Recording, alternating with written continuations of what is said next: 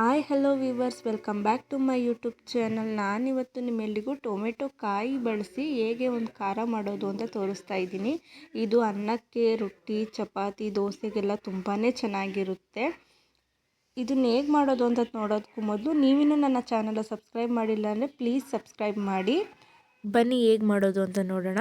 ಮೊದಲು ಟೊಮೆಟೊ ಕಾಯಿನ ಒಂದು ಪಾತ್ರೆಗೆ ಹಾಕ್ಕೊಂಡು 1 ಲೋಟದಷ್ಟು ನೀರು ಹಾಕ್ಕೊಂಡು ಅದು ಸಿಪ್ಪೆ ಎಲ್ಲ ಬಿಟ್ಕೊಳ್ಳೋವರೆಗೂ ಅದನ್ನು ಕಂಪ್ಲೀಟಾಗಿ ಬೇಯಿಸ್ಕೋಬೇಕು.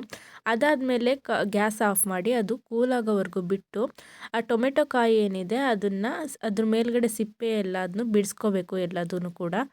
ನಂತರ ಸಿಪ್ಪೆ ಎಲ್ಲ ಬಿಡಿಸ್ಕೊಂಡಾದ್ಮೇಲೆ ಆ ಟೊಮೆಟೊ ಕಾಯಿನ ಹಿಂಡಿ ಅದರಲ್ಲಿರೋ ರಸನೆಲ್ಲ ತೆಗಿಬೇಕು.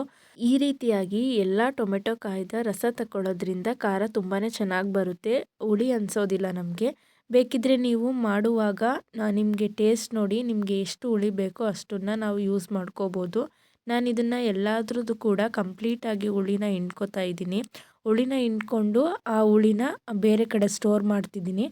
ಈ ರೀತಿಯಾಗಿ ಎಲ್ಲ ಟೊಮೆಟೊ ಕಾಯ್ದ ರಸನ ತೆಗಿತಾ ಇದ್ದೀನಿ.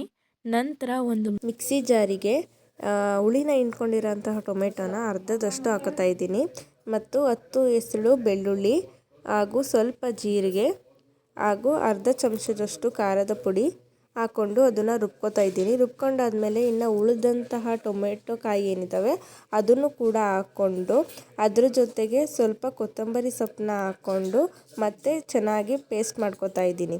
ಅದಾದಮೇಲೆ ಒಂದು ಬಾಣಲಿ ಇಟ್ಟು ಅದಕ್ಕೆ ಸ್ವಲ್ಪ ಎಣ್ಣೆ ಹಾಕಿ ಇದಕ್ಕೆ ಸ್ವಲ್ಪ ಸಾಸಿವೆ, ಕಡಲೆಬೇಳೆನ ಹಾಕ್ಕೊಂಡು ಅದು ಕಂದು ಬಣ್ಣ ಬರೋವರೆಗೂ ಕಡಲೆಬೇಳೆನ ಚೆನ್ನಾಗಿ ಫ್ರೈ ಮಾಡ್ಕೋಬೇಕು.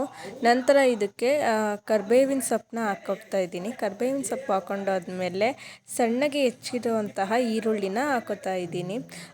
ಈ ಖಾರಾಗೆ ಈರುಳ್ಳಿ ಎಷ್ಟು ಹಾಕ್ತೀವೋ ಅಷ್ಟು ಚೆನ್ನಾಗಿರುತ್ತೆ. ನೀವು ಎಷ್ಟು ಬೇಕಾದರೂ ಹೆಚ್ಚು ಹಾಕ್ಕೋಬೋದು. ನಾನಿಲ್ಲಿ ಒಂದು 3ರಿಂದ 4 ಈರುಳ್ಳಿನ ಹಾಕ್ಕೊಂಡಿದ್ದೀನಿ.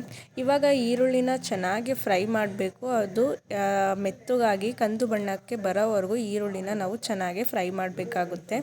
ಇವಾಗ ಈರುಳ್ಳಿ ಕಂದು ಬಣ್ಣಕ್ಕೆ ಬಂದ ನಂತರ ನಾನು ಇದಕ್ಕೆ ಮೊದಲೇ ರುಬ್ಬಿಟ್ಕೊಂಡಿರೋ ಅಂತಹ ಟೊಮೆಟೊ ಕಾಯಿ ಮಸಾಲ ಏನಿದೆ ಅದನ್ನು ಹಾಕೋತಾ ಇದ್ದೀನಿ.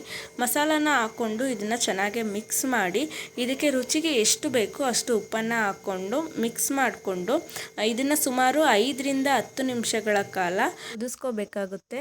ನಂತರ ಇದಕ್ಕೆ ನಾನು ಕೊನೆಯಲ್ಲಿ ಸ್ವಲ್ಪ ಕೊತ್ತಂಬರಿ ಸೊಪ್ಪನ್ನ ಹಾಕ್ಕೊಂಡು ಗ್ಯಾಸ್ನ ಆಫ್ ಮಾಡಿಕೊಂಡ್ರೆ ಸೂಪರ್ ಆ್ಯಂಡ್ ಟೇಸ್ಟಿಯಾದಂತಹ ಟೊಮೆಟೊ ಕಾಯಿ ರೆಸಿಪಿ ರೆಡಿ ಆಗುತ್ತೆ. ನೀವು ಕೂಡ ಒಮ್ಮೆ ಮನೆಯಲ್ಲಿ ಟ್ರೈ ಮಾಡಿ ನೋಡಿ, ನಿಮಗೆ ಖಂಡಿತ ಈ ರೆಸಿಪಿ ಇಷ್ಟ ಆಗುತ್ತೆ. ಇಷ್ಟ ಆಗಿದರೆ ಲೈಕ್ ಮಾಡಿ ಹಾಗೂ ನಿಮ್ಮ ಫ್ಯಾಮಿಲಿ ಫ್ರೆಂಡ್ಸ್ಗೆ ಶೇರ್ ಮಾಡಿ. Thank you for watching.